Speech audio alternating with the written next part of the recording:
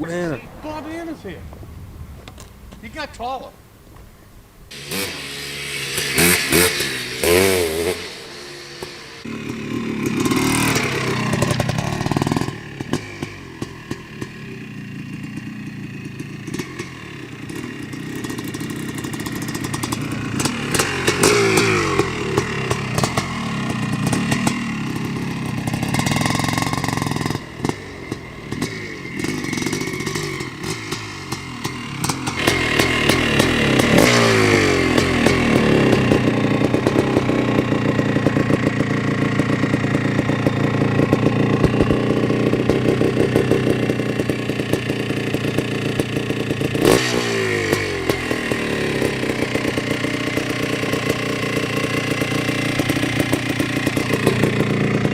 Absolute perfection.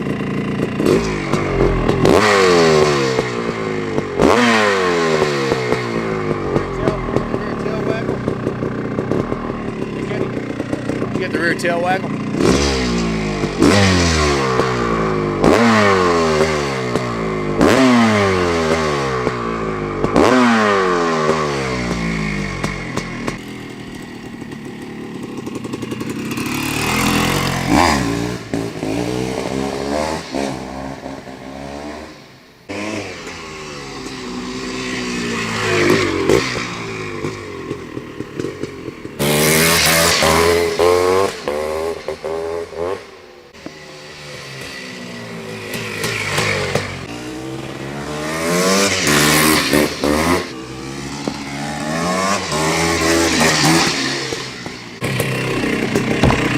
One kick-ass machine. If you're looking for big bore power with air-cooled simplicity, long travel, K-ABA suspension, big plush comfy seat, wide set of bars, and looks that'll kill, look no further. Your ships come in.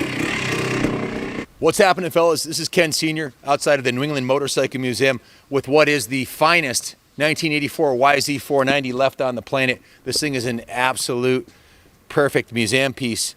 Before I get into the details of this specific motorcycle itself, I want to talk a little bit about this particular model, the YZ490 in 1984. This was a big year for Yamaha. They made a lot of changes on this bike. In fact, Broc Glover in 1985 won the A.M.A. National Motocross Championship on this same bike right here on a production-based factory bike. By production-based, it had a production frame. It even had the stock 40mm carburetor on it.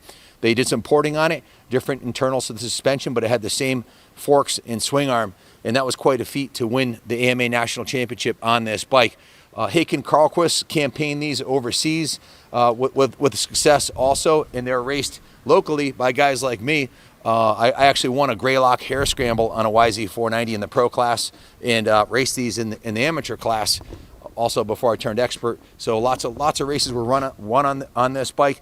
Why was it such a good bike? Well, Yamaha made some major revisions in 1984. Let's start with the frame. The down tube of the frame is they went to a center port design rather than the side point. So the double down tube frame allowed it to go with a center exhaust port to completely change the porting on the motorcycle. They also went with an 8-pedal reed block on the intake, and they went up from a 38 to a 40mm carburetor. They also opened up the airbox for a freer breathing machine, and it resulted in more horsepower over a wider spread. They also lightened the bike quite a bit. Not only was it an all-new frame, but the rear swing arm was new, lighter, and stronger, the aluminum swing arm. They actually changed the rear shock to have an externally adjustable by hand compression dampening, so you can quickly on the fly adjust in between motos your compression dampening. You can see the shock in this bike. This is as close to new old stock or factory fresh out of a crate as you'll see in 84 YZ490 anywhere in the world. The front forks, the K-ABA forks, were new for 1984. These were better suspension and lighter. The triple clamps were changed. The steering angle was tucked in a little bit, and the triple clamps were a little bit closer to the steering stem, resulting in sharper turning. The wheels were brand new for 1984 too. These wheels had what was called a Z spoke. If you zoom in closely, you'll see this spoke is in the shape of a Z, and this is one continuous spoke from right here all the way over to here, the Z-spoke design. It was only run for a short while with Yamaha, and it's one of the significant features of this bike. You can see the fork lowers are polished aluminum, just absolutely beautiful. So a lot of upgrades were made to the bike for this year. In fact, the ergonomics were better suited for motocross because the gas tank was made a little bit smaller than the 83-490, and you could slide a little bit forward on the all-new saddle. So it had a more aggressive rider's or pilot's cockpit, if you will. So they won the national championship on it. Is it good enough for you as an Evo rider if you're going to race a bike? Well, if you think about it, back in the 80s, you had your choices of the big four. And as far as the bikes that you'd want to ride today, I don't think you want to race a vintage Mako or a KTM or a Husqvarna because parts aren't really as available. So that leads Suzuki stopped making the RM500 in 83. So or 85. It was 83 to 85, right? 83 to 85, right? Yeah, so they stopped making the Suzuki 500. So parts aren't really available for those bikes. Very hard to get. But this YZ490 motor, they made this motor for many moons. In fact, in '91, the WR500 came out, very similar design. So parts availability, and there's no issues with liquid cooled motors. Like they have the water pump impellers and the jackets for the cooling tend to rot out on them. A lot less can go wrong with this thing. There's really nothing to break on it. This is a bike whose engine design is from the 80s, or from the 70s really, the large air-cooled big bore, but it's firmly planted in the late 80s with the monocross rear suspension. So you have the simplest motor, the easiest to work on motor. We raced the Honda CRs and the Kawasaki KXs also, and we're all on Hondas now here, the liquid cooled Hondas. But if you're looking for a simple, classic looking motocross bike, I can't think of anything better than the YZ490. Anything you'd like to add? Yeah, guys, I saw a lot of YZ490s out there at the Daytona Vintage Supercross, and we're expecting to see a ton out at MX Rewind at Dilla. So for vintage racing, these things are hot and hard to come by in this shape, let alone as dialed in as this one is. It's jetted perfectly.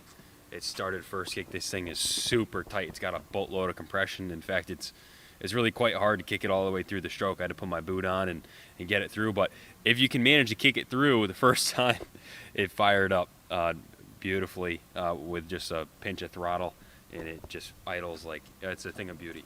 You know, basically what you're looking at is a time machine. This is like pulling a bike out of the crate from 1984 in the year 2021. You're not going to find a nicer one anywhere on the planet. If you go to Farleigh Castle for the MX Des Nations event later this year, you would fit right in with this bike. Go to Unadilla MX Rewind. This would be the nicest 490 there. I promise you that. In fact, Broc Glover showed up at the 2015 Vet MX Des Nations on a YZ490. This is the last year of the yellow one. Also, they went to 85 after this. So just a fantastic piece. If you're going to run Evo MX, it's 1981 to 89 is the last year you can have. This is a kick-ass machine. If you're looking for a museum quality showpiece to put in your living room, well, and you like the yellow Yamahas, this is your bike.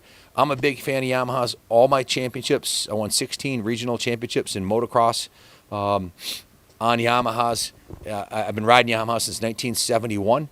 They're pretty much about as reliable of a bike as I've ever ridden. I'd put Yamaha and Honda on the top shelf for reliability. And for vintage bikes, like I said, it's a very simple machine. Now, I want to talk about this bike here.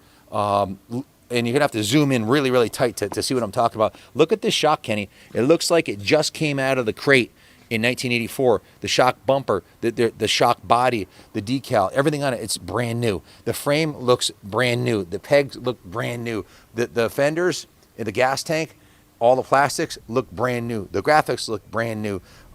The tires are brand new. As you can see, they're an upgraded, brand new 2021 Geomax, which is what you'd want to do. So what would you have to do to take this to Farleigh Castle and race it, or to Unadilla? All you'd have to do is adjust the suspension for your riding weight.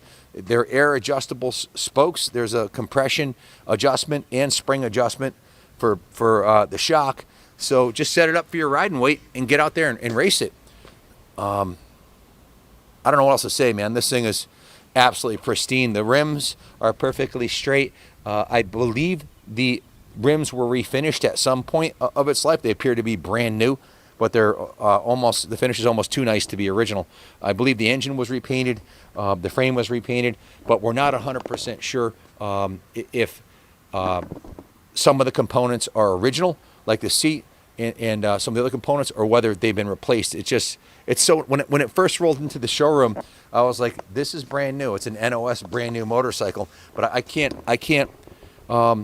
tell you which parts are new or which ones have been replaced or refinished, but I can tell you this, consistently across the board, this thing is perfection. Things like the bolts that hold the clamps on, you're gonna have to zoom way in on this, Kenny, so they can see these are not stripped off anywhere.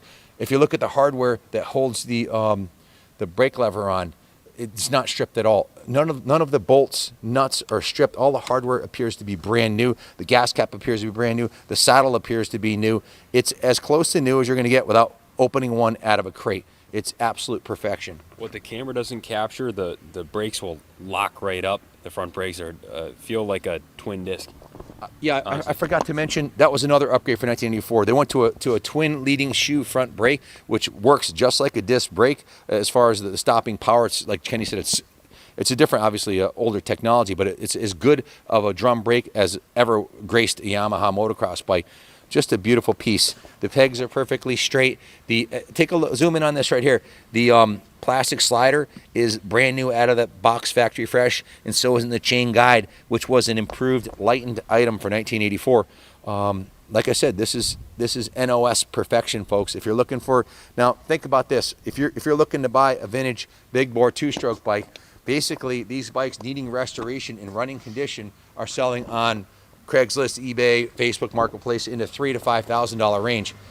Could you ever turn a Facebook Marketplace or a Craigslist turd that you paid $3,000 for into this? No, you can't. There's just you can't replace the shock body. You can't replace the fork lowers. You can't. Well, you could replace them, but it'd be super expensive. Can you build this bike for what this is being offered for? The answer is no, you can't. The amount of labor it would take to take one needing a restoration and turn it into this would exceed 75 hours easily by a licensed, certified, experienced restoration expert. But and you'd be chasing parts forever. This one's done. It is a museum quality piece.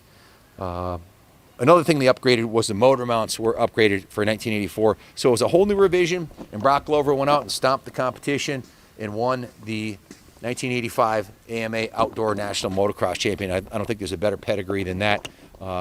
If you can't win in a vintage race against other vintage bikes with this, it's not the bike. So, and if you're looking for something to put on display, and you're Yamaha, if you're a Yamaha dealer or Yamaha collector, you're not going to find a nicer 84 YZ anywhere in the world. So thanks for watching. If you have any questions, give us a call, 860-454-7024. As always, God bless the United States of America.